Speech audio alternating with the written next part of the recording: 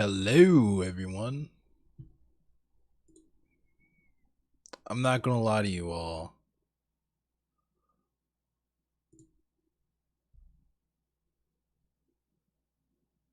I am starving. Let me put my headphones on because I probably should do that.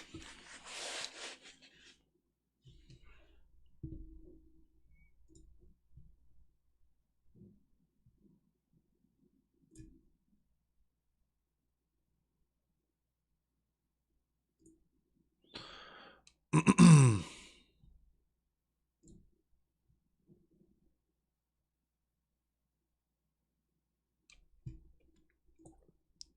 gonna put some YouTube stuff on just because I'm hungry and I want to eat and I don't feel like, you know, you know what I'm getting at here. You know what I'm trying to say.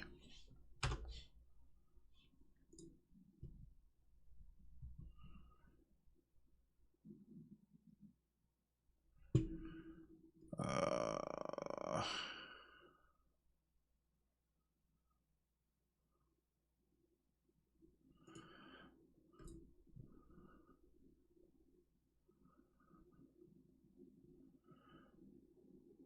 hmm.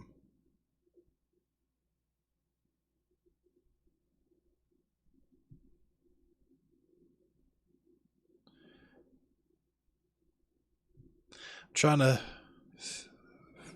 look for something that would be cool to watch that will, yeah, what up, Wayne?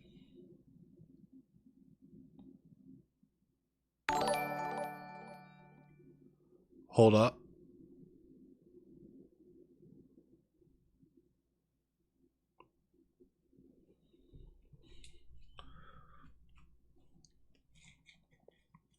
Are you still at work? Yo, yeah, get the fuck up out of there, bro. Get the fuck up out of there. I was gonna stay for longer, but I was like I'm already late on the stream, and I have no idea what I'm about to do. I have no idea what I'm about to look at. I'm just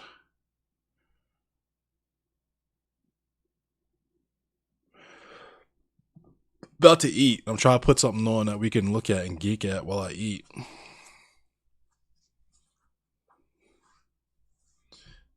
Where was that?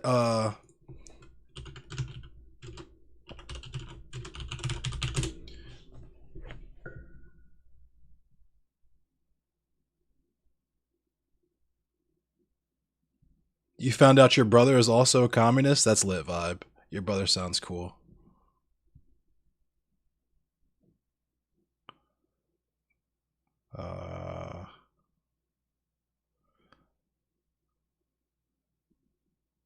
What's up, Yarmeshi? I'm just ready to put this on and eat some food.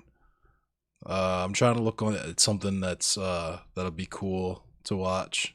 Like I could just kind of veg out. This looks cool. Let's check this out. I don't know which one of you requested to watch The Ruins, but after watching it, it kind of just ruined the entire day for me, and you'll come to find out why this is the I'm case. gonna eat Taking too, place 'cause in I'm Mexico, starving. specifically the Yucatan Peninsula, a group What of up, friends Kuma? decided that going and rediscovering an ancient Mayan temple is the way to go rather than just drinking beer and hanging out by a beach. I mean, Gotta to eat me this pickle. personally, it's no contest. Obviously, I would want to meet my gruesome end atop a sun-soaked temple, and this group knows how to party, so they agree. Having left very little information like, about we'll where watch they were something else. Let's headed look at and where something they could be else. contacted, the group Do becomes something else stranded cool. I want to watch that later though by myself. Let's see what's up with my subscriptions. Let's see.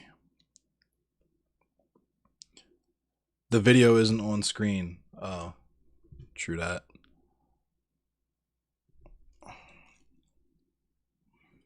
There's some Elky stuff. We could watch Elky. I'll check out what Elky's got going on. Elky always has good content.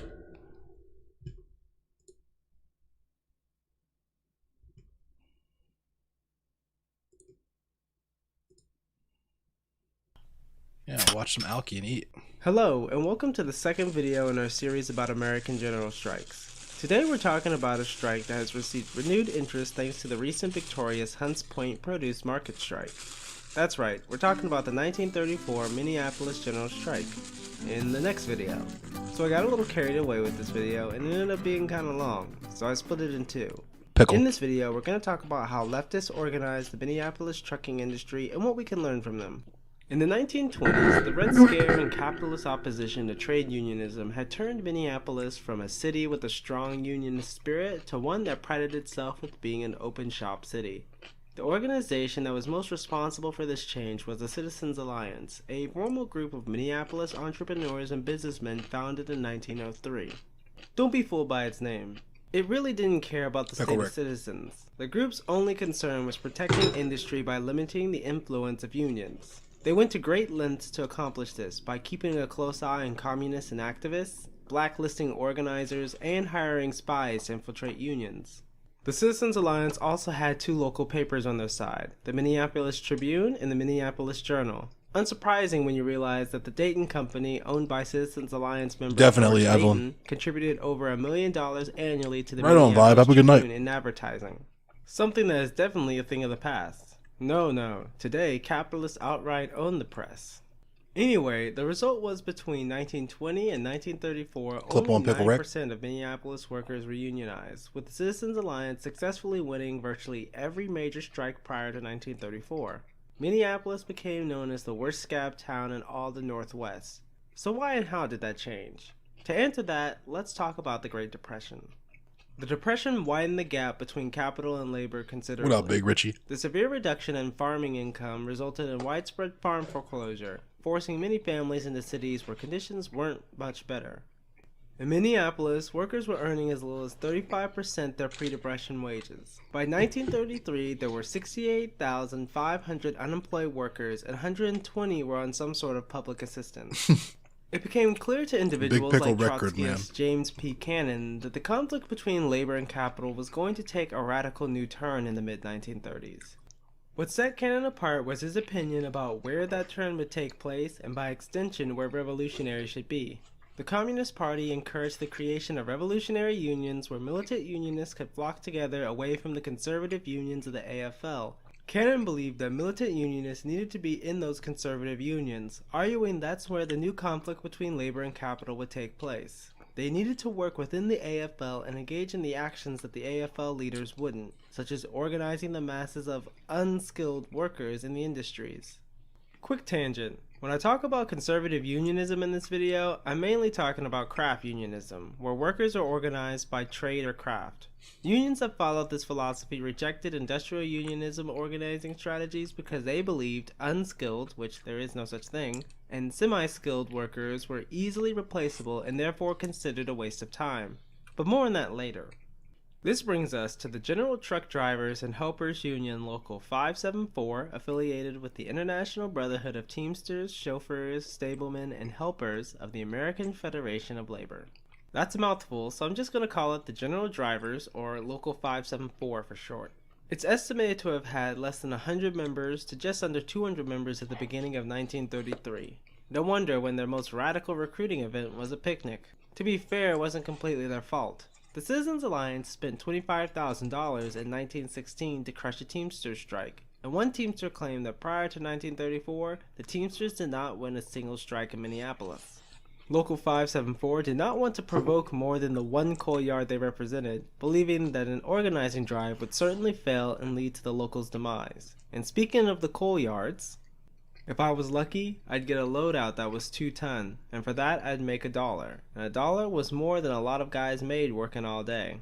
Truck drivers in the Minneapolis coal yards were paid by the ton to deliver coal to businesses and residences. At smaller companies, they provided their own trucks, often old Fords or Chevys, while at larger companies, trucks were provided for them, though either way they were paid the same.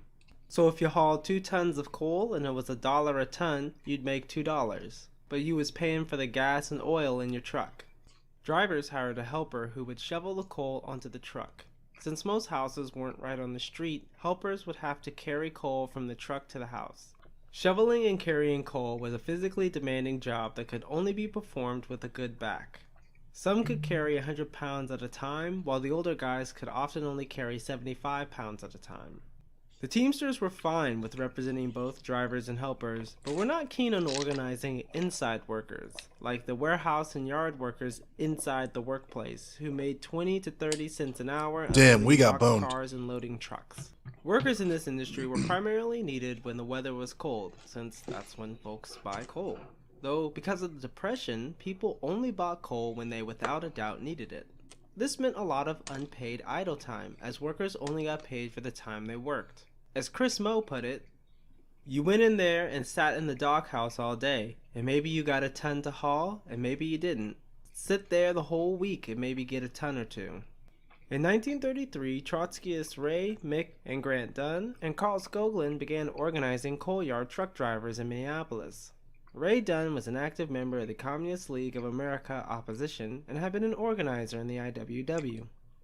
As a wobbly, he traveled the country organizing various workers and strikes before ending up in Minnesota, where he worked at the Delattre-Dixon Coal Company for over a decade. He earned a reputation as a good, selfless organizer in the coal yards and knew hundreds of workers there thanks to being a weighmaster. The larger coal yards tended to distribute coal to several companies, which allowed him to talk to many different workers about unionizing. Along with his brothers Mick and Grant, Ray became an important organizer within the trucking industry. Another was Carl Skoglund, a Swedish immigrant and wobbly who had worked on the construction of the Northern Pacific Railroad and in lumber yards before moving to Minneapolis. There, he worked as a mechanic, organizing and participating in 2 strikes that ultimately got him blacklisted. Afterwards, he found a job in the coal yards and joined the General Drivers Local 574, where he attempted to push the union to organize all workers in the yards, rather than just the truck drivers and helpers. He earned a reputation as a Red and was briefly kicked out, but he fought his way back in. Ray's connections with the yards, in addition to Mick and Skoglund's connections in Local 574, laid the foundation for organizing the coal yards, something they had been planning since 1928.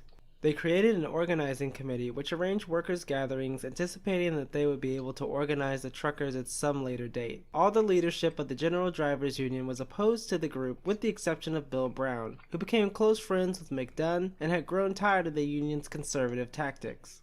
Brown, at this point president of Local 574, admitted coal drivers and yard workers to the union despite opposition from the local's council. The decision to start organizing yard workers was controversial, as their interests, while common, were not exactly the same as truckers or helpers, though it meant one less group that could be used to break the inevitable strike. And a strike was inevitable, as the organizers' ultimate goal was recognition of the union by employers, something they would never agree to without a fight. So now we could talk about how they organized the Minneapolis Teamsters strike, right? Not yet. Hold your horses. Get it? It's a Teamsters joke? Anyway, first we have to talk about the February strike. In January of 1934, coal dealers agreed to update the workers' wage scale, but refused to meet with union representatives or the Regional Labor Relations Board. On February 2nd, the workers voted to strike for February 7th unless the union was recognized, wages increased, and working conditions improved. So, an unusually warm winter in Minneapolis had given Local 574 few chances to strike. That is, until an unexpected cold spell happened in early February. With March fast approaching, coal orders needed to be filled if the companies wanted to earn much-needed profit. The organizers and members of Local 574 understood this and were ready to strike, but the Teamsters bureaucracy all the way up to President Daniel J. Tobin were not on board. They wanted the strike to be the absolute last option and did everything they could to discourage the workers from striking. They appealed to the rank and file, stating that employers would not back down, that the legal system was not on their side or sympathetic to their cause, and threatened to withhold strike funds or decertify the local. In early February, a meeting of Local 574 and the Teamsters bureaucrats was held to plan to declare a strike. However, the bureaucrats rejected the motion to strike and it failed. At a second meeting, where the bureaucrats were not present, the men of Local 574 voted to strike almost unanimously for the primary goal of union recognition by the coal companies. A lot was on the line, but a victory could have favorable consequences. As Brown put it, the workers will come to us and we can organize the whole damn industry.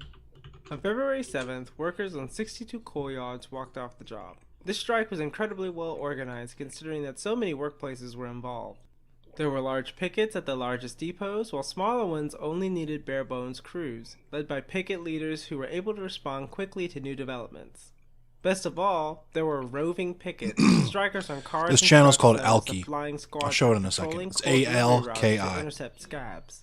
When they came across It's a a black scab union truck, they would organizer. engage in what I can only describe as a scene out of Mad Max Fury Road. They would intercept the truck, and a striker would hop on the running board, reach into the cab, and engage the handbrake, while another would hop onto the truck and pull the dump lever, dumping the coal in the middle of the street. In some cases, the truck was commandeered and the coal was taken to a working class neighborhood and dumped in the middle of the street so folks who needed it could take it. The strikers were able to successfully keep scabs off the road and that's shut rad. down most of the coal yards. The strike committee also organized some workers into a relief committee that delivered coal to those who needed it, such as the orphans' home and municipal hospitals. Both strikers were even paid the union rate by the Teamsters. After 2.5 days, the strikers were able to win a small wage increase. The Regional Labor Board negotiated on behalf of the coal yard employers, allowing them to save face since at no point did the employers sit down at the bargaining table with the union. From the employer's perspective, they had not recognized Local 574 as a bargaining agent for their workers. Despite that, Local 574 had proven its effectiveness to workers in Minneapolis' trucking industry.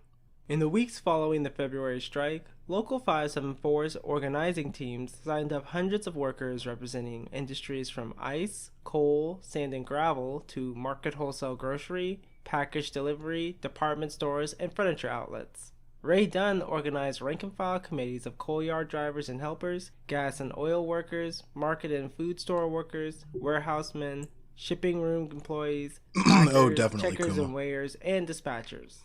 These committees within Local 574 allowed it to become large enough to get gains from employers while flexible enough to handle the differences within the trucking industry.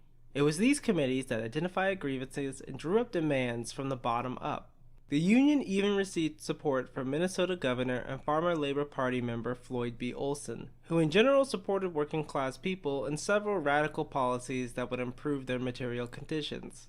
Though, we'll see if he remains true to those ideals in the next video. In late April, Local 574 could boast that it had 3,000 members. They set their sights on 11 employers involved in the warehousing. If strikers tried commandeering an Amazon truck, yeah, on the April police. 30th, That's they announced so. their demands. Let me A hold on. closed shop, I'm just gonna pause this really quick because like that's another function of the police is to break strikes. So like, say for example, you tried to commandeer an Amazon truck, they would call the police immediately. The police would come and fuck everybody's shit up, and everybody would go on their merry way. You would go right to fucking jail. Like, yeah. minimum wage of 56 cents for a 40-hour work week, with overtime to accrue thereafter, which would equal an average weekly wage of $27.50. If the employers failed to accept the demands, they would go on strike. The organizers strategically set a strike date for May 16, 1934, as the movement of vegetables and fuel peaked during that time of year. The 11 trucking firms were caught off guard, but refused to negotiate with the union. Originally, just these trucking bosses organized to counter Local 574, but it soon became a loosely organized General Employees Committee of 166 different trucking firms, thanks to the Citizens Alliance. They knew the General Drivers Union wanted to limit the number of employers in the strike because it would be easier to manage, increasing the likelihood of success. By increasing the number of employers involved, the Employers Committee believed it would force the union into a larger strike and spread its resources thin. In the meetings leading up to the strike, both sides basically talked past each other. The Employers Committee once again refused to recognize the union, to the point that they almost never sat in the same room as union negotiators. The Regional Labor Board attempted to mediate any meetings between the two parties, though the employers didn't particularly respect their limited authority either. Eventually talks broke down, primarily over the demand of the closed shop, so on Monday, May 14th, Local 574 voted to strike at midnight. The General Drivers Organizing Committee was aware that the walkout was unavoidable. So in the couple of weeks prior to the strike, Local 574 prepared for one heck of a demonstration, much to the dismay of the Teamsters bureaucracy.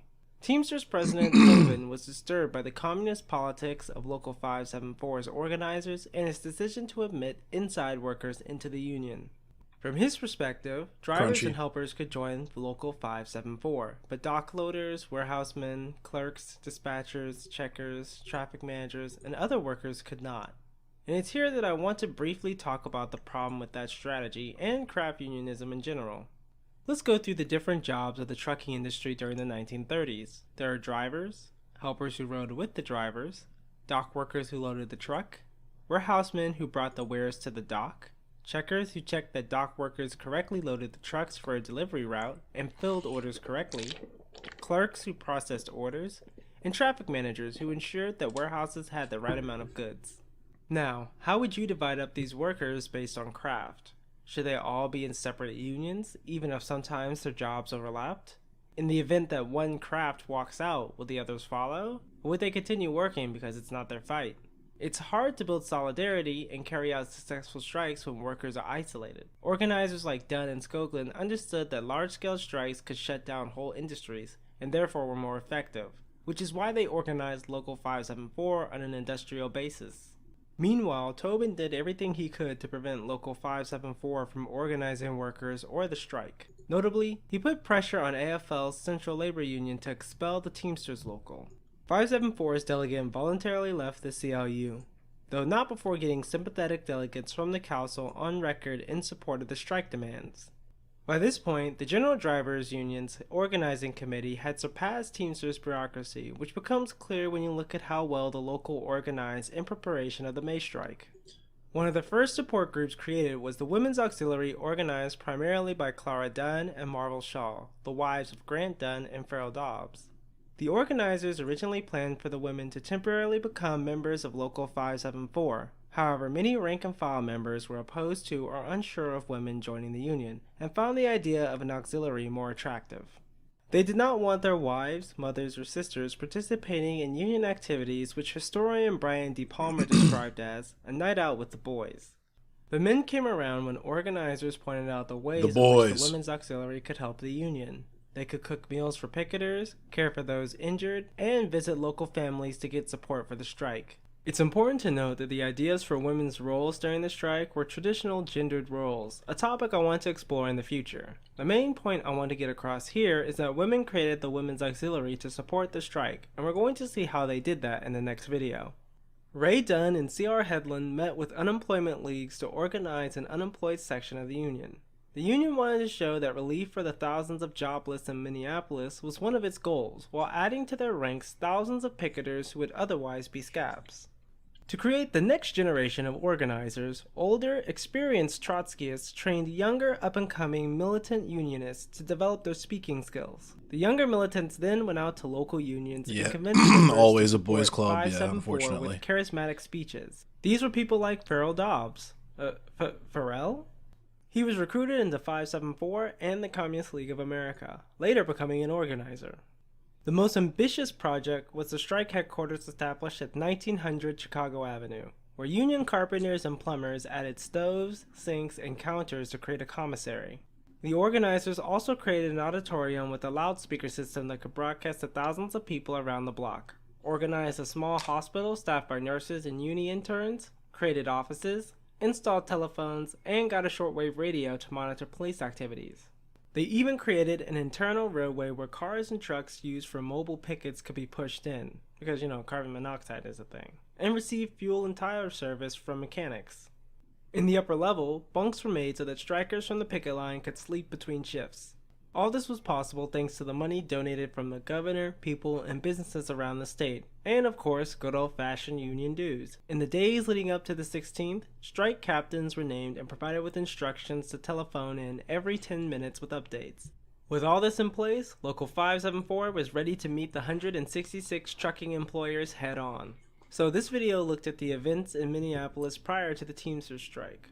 While there were conditions unique to this period that don't make them exactly repeatable, I do think there are some lessons we can learn from them.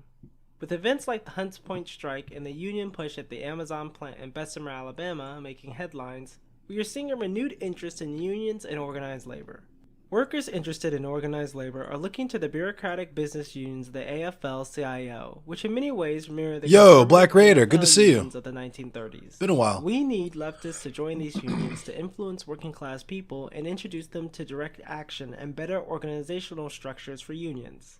And before someone takes this out of context, I'm not saying that you shouldn't participate in leftist orgs. In fact, there's one leftist organization that I highly encourage you to be a part of, the IWW. Ray Dunn and Carl Skoglund were Wobblies who learned how to organize from the IWW.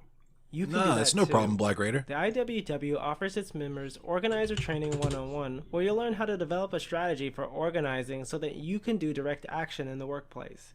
It's important for leftists like us to be present in the labor movement where organization exists and create organization where there is none.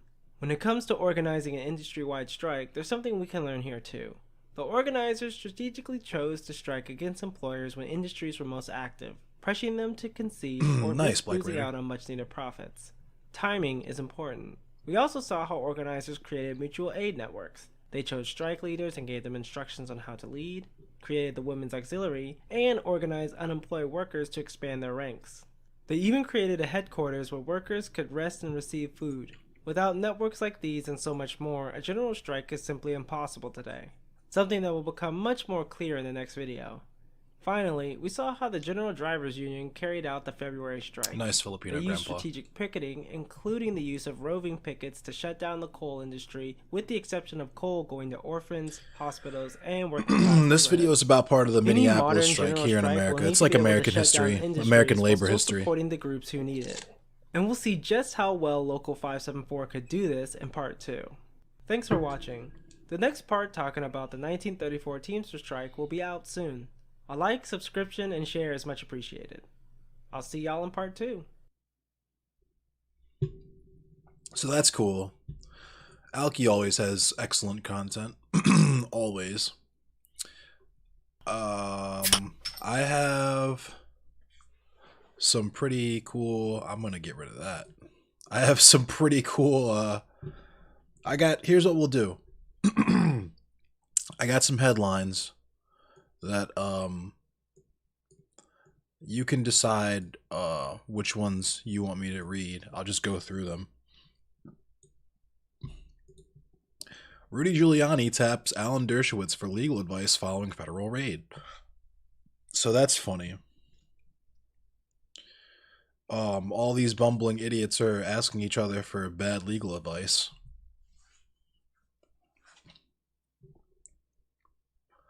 Do I want a cool discovery you found on YouTube? Sure. If it's got music, I can't really watch it right now, but Florida passes a social media bill that would punish companies for banning politicians. So, in a totally not authoritarian and completely democratic and free market move, straight out of the conservative, Bible, Governor Ron DeSantis is expected to approve legislation backed by state Republican lawmakers this week that would penalize social media companies for banning politicians from their platforms. Under the legislation, social media platforms would face fines of $250,000 per day for banning a Florida political candidate and $25,000 for other candidates. Platforms would also be required to publish standards on when users could face bans and to provide 7 days of notice to candidates who face a potential suspension. This bill is not about President Trump, Republican Florida Representative John Snyder said, according to the Sun Sentinel. This bill is about the 22 million Floridians and their First Amendment rights. Yikes. So your right to spread hateful propaganda and say the N-word on the internet is being protected by the freedom-loving people in Florida who want to fine privately owned companies that can do what they want with their servers for exercising that specific right. So when we're talking about like cake shops who don't want to do cakes for gay weddings and stuff, that's completely above board. That is an expression of their God-given right to choose who they want to give their service to. But when we're talking about social media, you gotta allow the politicians to have their PR. You know what I mean? That just can't happen. Can't ban politicians no matter how shitty they are. So that's funny. McConnell Republicans say Biden administration embrace of 1619 project needs to stop because it's divisive nonsense, and they would say that because half of those people inherited money that was probably made off slave labor. And they generally just don't like black people, so they want to continue to see black people in poverty and locked up and killed indiscriminately. Bitch McConnell just doing turtle things. Just like that's what's so crazy. Like I almost would rather see him without the mask. Just like look at that. Just look at that. Like he has no chin. Dude has no chin. Where's his chin at, bro? Where in the fuck is his chin? Like it looks like he looks like a Star Wars alien. Like it looks like his mouth starts right there. He just has a big ass mouth with like razor sharp fucking serrated teeth that he eats children with. You know what I'm saying? And just like slurps the adrenochrome out of their bone marrow. You know what I'm saying? Go ahead and post the link if you want, Black Raider. He looks like a lunch lady. He doesn't look like a lunch lady. He looks like a lunch lady's arm. That right there looks like lunch lady arm fat. I'm talking sloppy Joe Day lunch lady.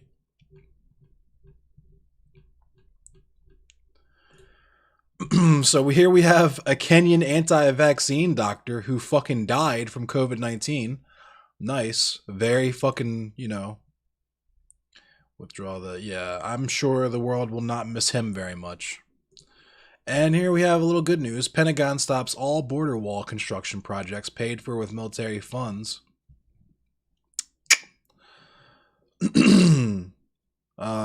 That's just the military funded border wall projects. That doesn't say anything about whether or not they're completely stopping border wall construction altogether, because I'm inclined to say that that's not the case due to the fact that they're still seizing a land on the border where the wall was going to be built. I'm thinking they're just not using military funds to do it now. What's up, Sad Sugu? And this is the website for the IWW. I was just looking at that. Check out the IWW. They're pretty cool. But yeah, it's all this news and stuff.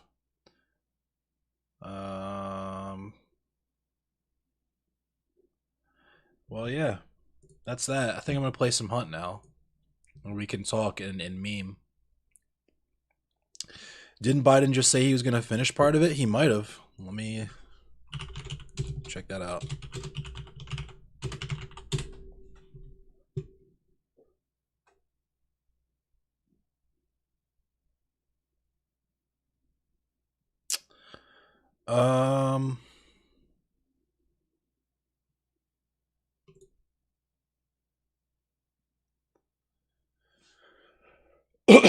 I don't know. When I Google Biden border wall, it doesn't come up. The only thing is just I'm being bukakied with headlines talking about how he's not going to use military funds to do it from the Pentagon anymore.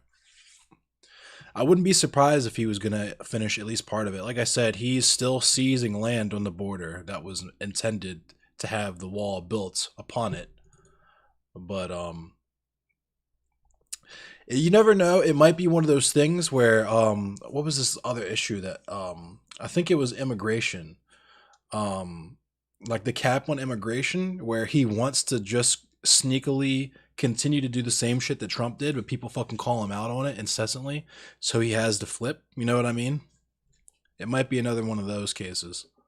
I'm sure we'll see much more of that in Biden's presidency, because they pretty much just want to alley-oop the fucking presidency to Donald Trump in 2024, I guess.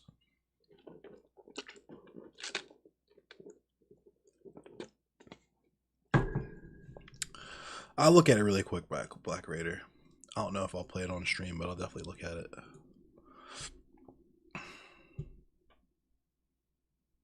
Oh yeah, this is pretty cool. I'll watch this later. I won't play it on stream, but it does look cool. I appreciate you, Black Raider. I hope you're doing well, man. Hope you're doing all right. All right, let me update the stream title and tags and such.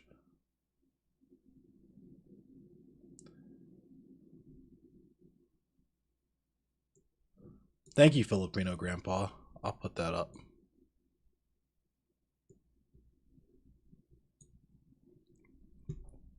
So we'll check that out really quick. Hang on. Because the game is booting up now. So this says, Biden administration says it may restart construction of the border wall to fill gaps left by Trump. Yeah, this is April 7th. So I'm sure he received backlash for this and flipped, because that's gonna be the hallmark of his presidency, I guess. It's him trying to do more Republican Donald Trump shit, getting called out on it, and then having to flip. Your cat gave birth to 6 kittens? Nice. I love kittens.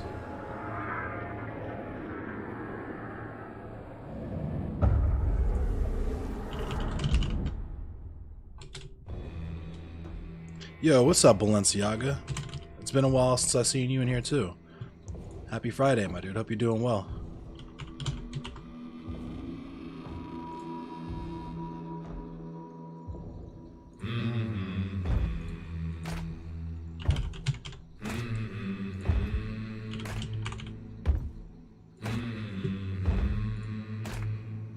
You lost 40 pounds. Sheesh.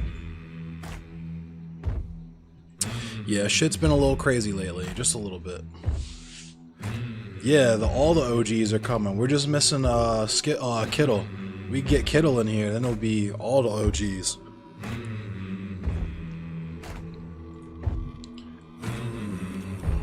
I'll play some quick play again.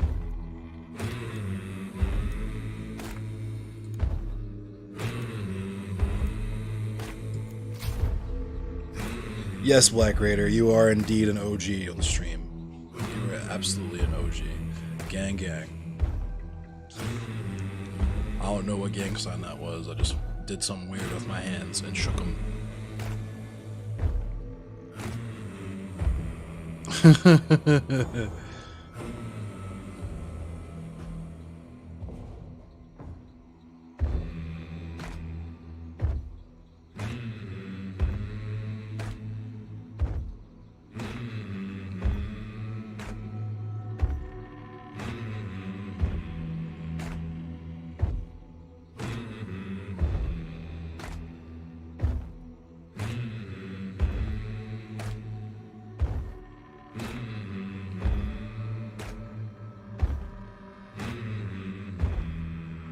Oh, so Shaken Crab is going to be Mackey's now. I kind of feel bad because I got close with, well, not close, but I like speaking to the Shaken Crab people, but it's cool it's going to be Mackey's. Where's Anubis? Anubis is too busy. Ron Smug, gang, gang. I'll see what Anubis is doing right now. I'll ask him to come in if he's not doing anything.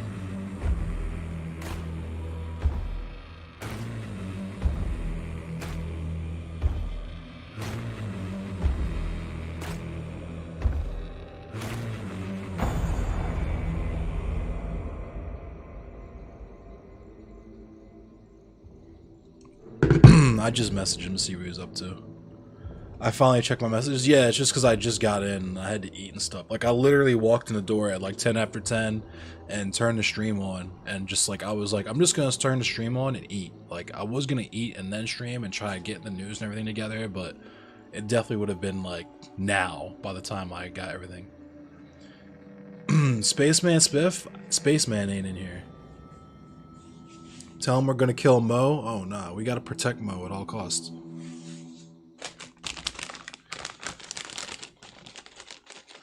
I know Filipino Grandpa. Thank you everyone for being here and checking me out. It's cool to have this many viewers.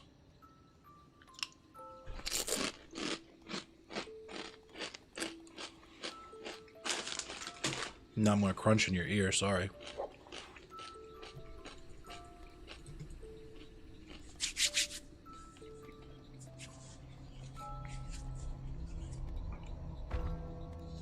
It's cool to see a handsome streamer. Hey, appreciate it.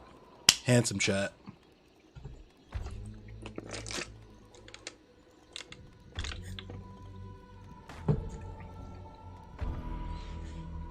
Nothing but the most handsome individuals in this chat.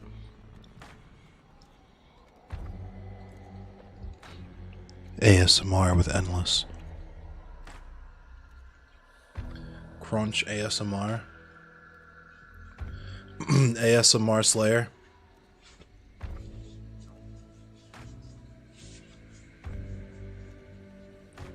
Today on ASMR with Endless, I'm going to be explaining the labor theory of value while I play Hunt Showdown.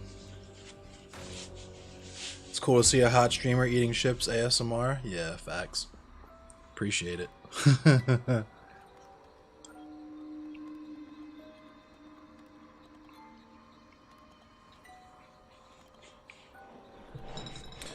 Is this chair raised all the way up? Sure is. Sure is. I think I might try and take some photos this weekend. I don't know. I don't have really, like, I literally just planned on just sleeping all weekend, relaxing all weekend, because I've gotten like 5-6 hours worth of overtime just in the last week. Like every week I've been getting like 5-6 hours worth of overtime. You high, by the way? Damn, my man is blizzardy blazed. I actually stopped smoking as much weed. I really only smoke like on the weekends now because of my job. My job requires me to be super locked in, so I can't really smoke weed a whole lot. Plus, I'm trying to save money, so don't break it with my big ass. My dummy thick cheeks, I'm trying not to break this chair. This is a brand new chair, so hopefully it lasts me longer than my other chairs.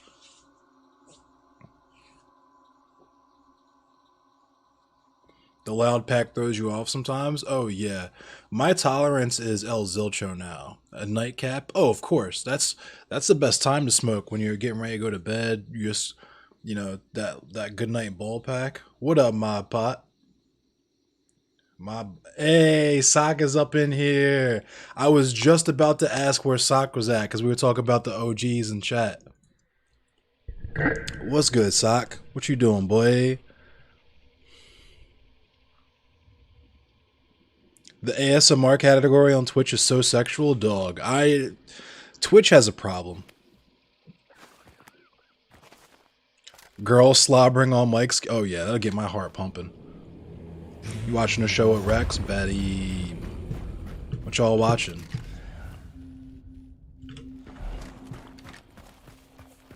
Had to come say what's up. I appreciate you, bro. I was actually just about to message you and be like, yo, what you doing? Twitch is in such a hilarious state. Twitch is always in this weird-ass state because they try to portray themselves as like this family-friendly, gamer-focused environment when the lion's share of their viewers and money comes from booby streamers.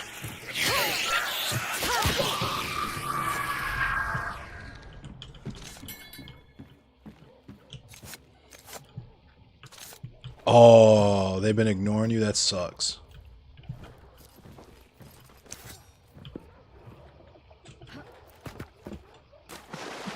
There's definitely somebody near me.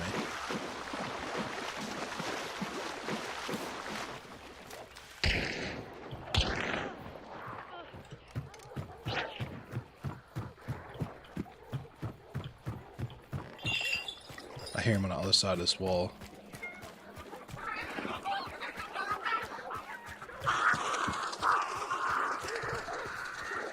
Oh.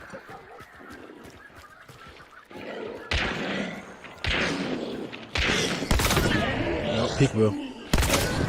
I had to jump shot her.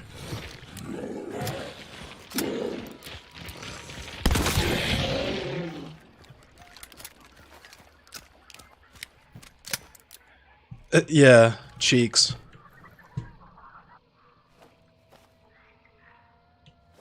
I'll take Lamette. Oh, he thought he was gonna do something. He had his little shotgun out, his pistol. How unfortunate.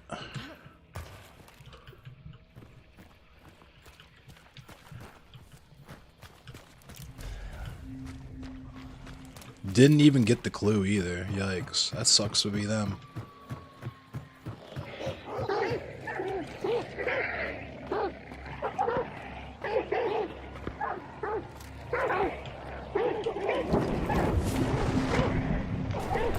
They grabbed the gun and didn't grab the clue. That's wild.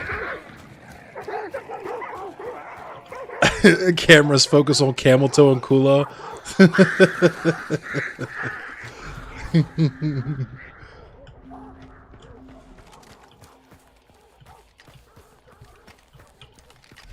Oh, that's funny.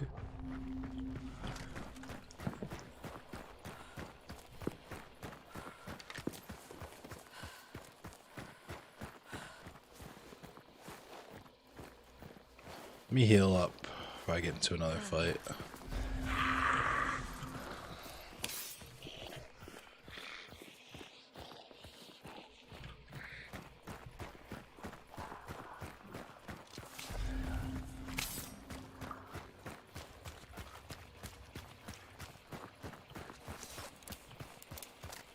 Oh, it's only the hand cannon, so I gotta...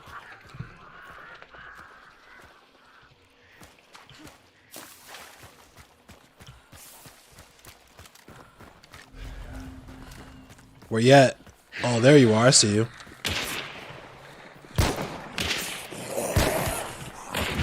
Oh! What? Oh, he headshotted me.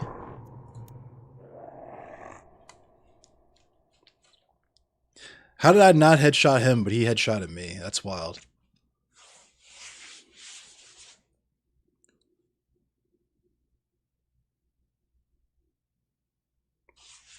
He had aimbot? Yeah. Aimbottage.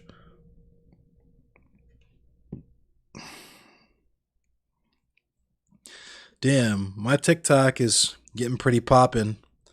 I got 905 followers on TikTok now. My most recent TikTok has almost 800 views. It's not as viral as my TikTok where I talked about fucking that person's mom, but it's getting there. I'm glad it's spreading because it's a TikTok I did on Marx's labor theory of value. Ooh, I unlocked that. Nice.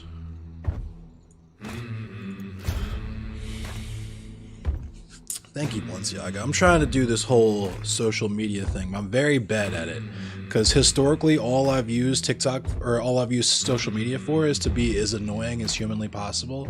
So it's like weird trying to do the opposite and like actually get people to like me and enjoy my content. The kid probably offed himself. Yeah.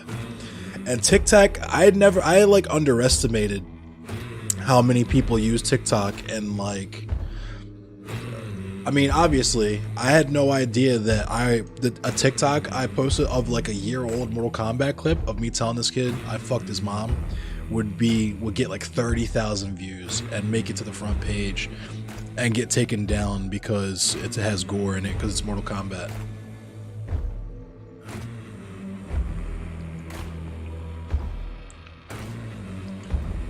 But look at all the annoying ass people who get all the likes. That's true.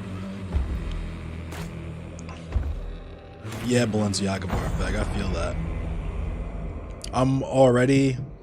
I'm still prepared. I'm 32. I'm almost 32, and I'm still preparing to be a functional adult.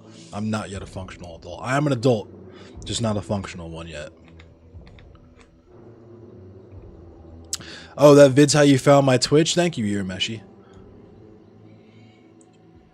Certain things aren't underground anymore. Oh, the internet has popularized every imaginable thing. Like, everything is mainstream now. There's nothing niche anymore because you can just find it in like 30 seconds on TikTok or on Instagram or something. It's kind of cool in a way because it makes certain interests way more accessible even as fans. So like I really, really enjoy the Gunpla like Instagrams. Flight gets likes and you can't stand him. Yeah, that's true. Irish Spring Green. Flight has a lot of likes, but it's also just a matter of how long he's been on the platform, honestly. Because Flight's had Twitch since like 2014, I think. Witchcraft is openly practiced and celebrated. Yeah, that is cool. That's one aspect of TikTok I do enjoy, is like the witchy, like pagan, voodoo, like all of that other stuff. The like mainstream, I guess, spirituality is cool on TikTok. Showing hello skin isn't that taboo? That's also true. What's up, Vulcan?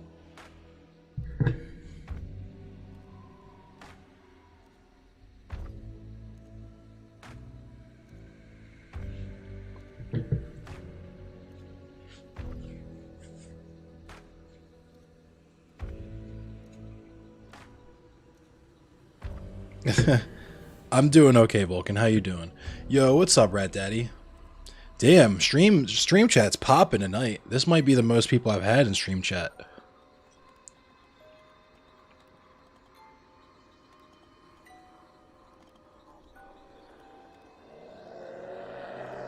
Hell yeah, this is exciting. Hopefully I get some good games in while I have this many chatters. Hey, are you on, Rat Daddy?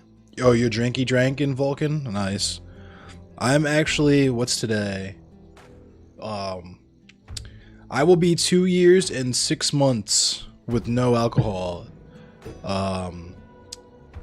10 days from today.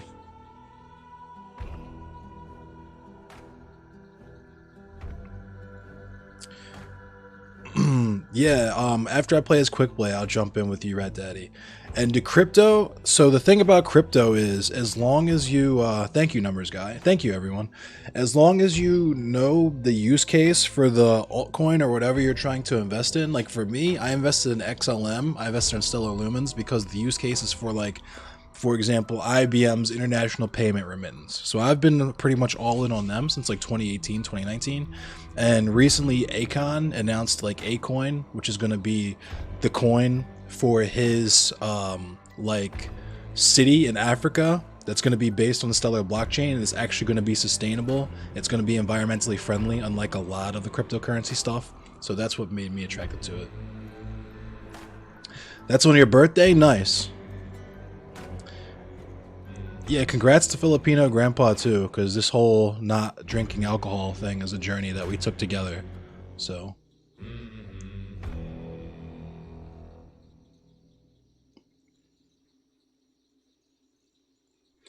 Yeah, no problem, Balenciaga Barf Bag. Yeah, XLM, Stellar Lumens.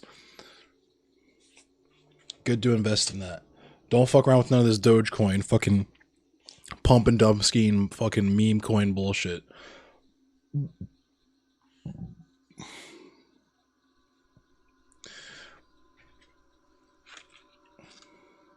Thank you, Rat Daddy.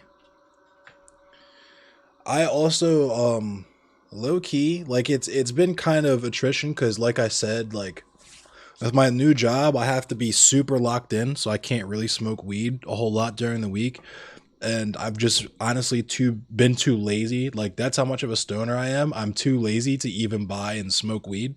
So like I haven't really been smoking as much. So it's probably going to be more like a tolerance break thing, but I'm trying to navigate the whole like completely raw dogging reality with no chemical buffer type thing, you know?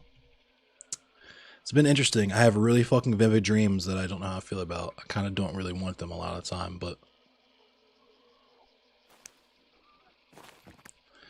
all right, what gun do I have? Cool.